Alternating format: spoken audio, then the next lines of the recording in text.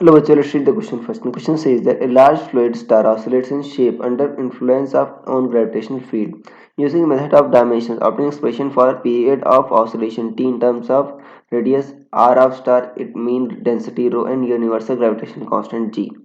So students से पहले आपको समझना होगा कि की कंसेप्ट का यूज हो रहा है. सो की कंसेप्ट इज डायमेंशनल एनालिसिस.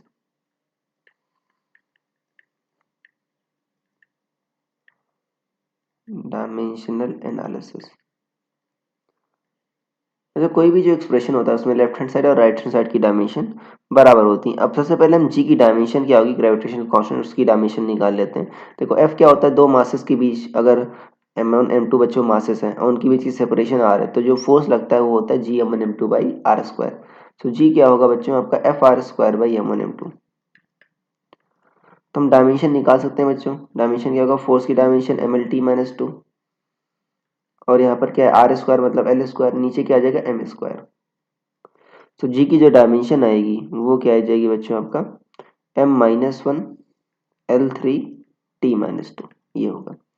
तो देखो लेफ्ट हैंड साइड और राइट हैंड साइड की डायमेंशन बराबर करते हैं तो जो डेंसिटी होगी कह रहा है इसमें बच्चों पीरियड ऑफ ऑसिलेशन पता करना. सो मान लो टी प्रोपोर्शनल है रेडियस की पावर एक्स के, डेंसिटी जो है रो इसकी पावर वाई के और ग्रेविटेशन कांस्टेंट जी इसकी पावर जेड के. सो प्रोपोर्शनलिटी हटाएंगे बच्चों तो आपका डायमेंशनल कांस्टेंट आएगा, मान लो K is R to the power X rho to the power Y G to the power Z. तो बच्चों देखो लेफ्ट हैंड साइड और राइट साइड की डायमेंशन आप बराबर कर दो. अगर एक्सप्रेशन सही है तो लेफ्ट हैंड साइड बच्चों टाइम ही है तो टी ही आएगा.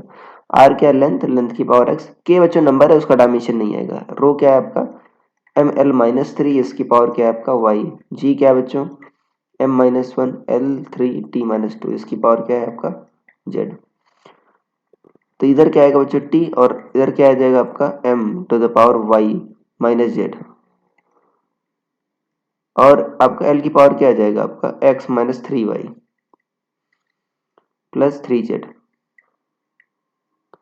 और क्या आएगा बच्चों आपका जो टी की पावर है वो क्या आ जाएगा यहाँ पर देखो टी की पावर बच्चों माइनस टू जेड आ जाएगा. तो लेफ्ट हैंड साइड टी की पावर बच्चों क्या है वन है, right hand side minus two Z आ गया. सो माइनस टू जेड क्या आ गया आपका वन के बराबर आ गया, तो जेड क्या आ गया आपका माइनस वन बाई टू आ गया. राइट, ये हो गया. यहाँ पर देखते हैं आपका y माइनस जेड भी बच्चों आपका जीरो के बराबर है क्योंकि देखो लेफ्ट हैंड साइड में आपका m है ही नहीं. सो y माइनस जेड क्या है जीरो के बराबर है. सो y क्या हो जाएगा z मतलब one by minus one by two, ये भी हो जाएगा. और यहाँ देखते हैं तो l की भी पावर नहीं है बच्चों तो x minus three Y plus three Z भी जीरो होगा. लेफ्ट हैंड साइड में l की पावर नहीं है बच्चों, so x minus three Y plus three Z भी क्या होगा आपका जीरो होगा, यही है right. x minus three Y plus three Z. So x क्या होगा आपका थ्री वाई, सॉरी आपको क्या निकालना है, हाँ x ही निकालना है.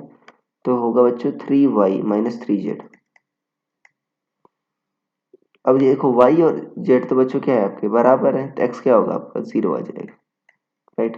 सो जो टाइम जो पीरियड है बच्चों देखो यहाँ पर डेंसिटी की पावर आपने क्या माना है, डेंसिटी की पावर r की पावर x रो की पावर y जी की पावर z. ठीक है बच्चों k r की पावर x रो की पावर y और g की पावर z. तो x क्या आ गया बच्चों को जीरो आ गया मतलब r पर डिपेंड नहीं कर रहा. राइट, यहाँ पर क्या आ रहा है आपका k r की पावर जीरो और रो क्या है बच्चों आपका रो की पावर y रो की power minus one by two और g की पावर क्या है z g पावर क्या है बच्चों माइनस वन बाई टू. सो ये आ रहा है बच्चों r की पावर जीरो को आप रिमूव कर सकते हो k अपॉन स्क्वायर रूट में g इंटू रो, ये आ रहा है बच्चों. सो ये बच्चों आपका टाइम पीरियड का डिपेंडेंस आ रहा है. So this will be the answer. So I hope you understood it well. Best of luck.